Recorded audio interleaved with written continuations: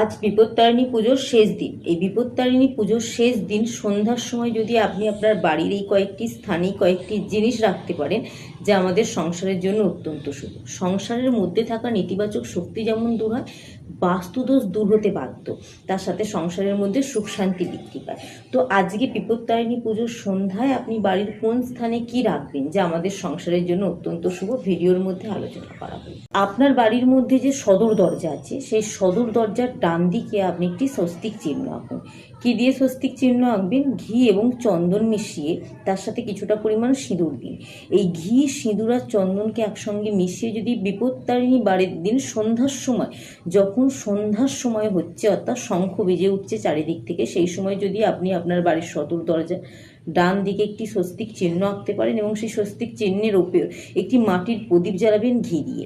যদি জ্বালাতে পারেন, আপনার সংসারের মধ্যে যদি অলক্ষ্মী দেবী থাকে তাহলে কিন্তু তিনি আপনার সংসার থেকে বেরিয়ে যাবেন এবং আপনার জীবনে এবং আপনার পরিবারের সকল ব্যক্তির জীবনে সৌভাগ্য বৃদ্ধি পাবে। আর সন্ধ্যায় আপনি আপনার বাড়ির যে তুলসী মঞ্চ আছে, সেই তুলসী মঞ্চের কাছে একটি মাটির প্রদীপ জ্বালবেন। তবে মাথায় রাখবেন যে মাটির প্রদীপটি জ্বালাবেন তার মধ্যে ঘি এবং সামান্য পরিমাণ কর্পূর মিশিয়ে যদি প্রদীপটি জ্বালাতে পারেন অত্যন্ত শুভ। এবং সেই তুলসী তলায় কিন্তু সেই সন্ধ্যার সময় একটি পাত্রে কিছুটা পরিমাণ গঙ্গা জল ঢাকা দিয়ে রাখবেন।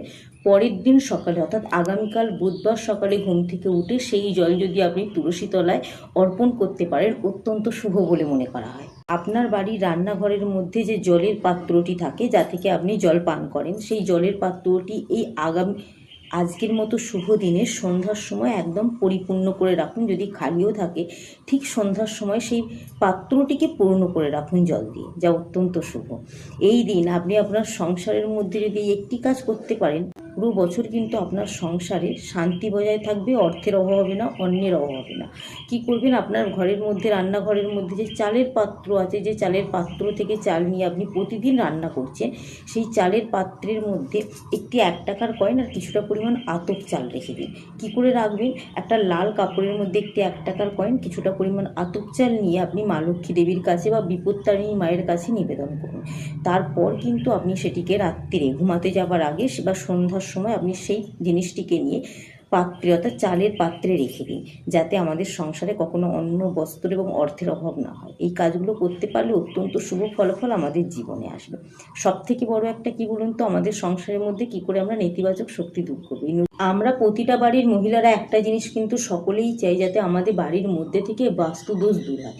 বিপত্তারিণী পুজোর মতো শুভ দিনে সন্ধ্যার সময় আপনি যদি আপনার বাড়ির মধ্যে থাকা বাস্তুদোষকে দূর করতে চান, তাহলে আপনার বাড়ির যে কোণগুলোতে আলো কম থাকে, সেই কোণগুলোতে একটি মাটির পাত্রে কর্পূর জ্বালিয়ে রেখে দিন প্রতিটা কোণে।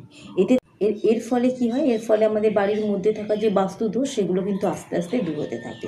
তো আজকে বিপত্তারিণী পুজোর শেষ দিন, আজকের দিনের সন্ধ্যাটা হাতছাড়া হতে দেবেন না। যদি ভিডিওটা আপনার কাছে এসে থাকে, ভিডিওটা একটু শেয়ার করে দিন, যাতে সকলে জানতে পারে এবং ছোটোখাটো নিয়ম যেগুলো আমরা বাড়িতে বসে খুব সহজে পালন করতে পারবো, এই নিয়মগুলো যাতে আমরা পালন করতে পারি।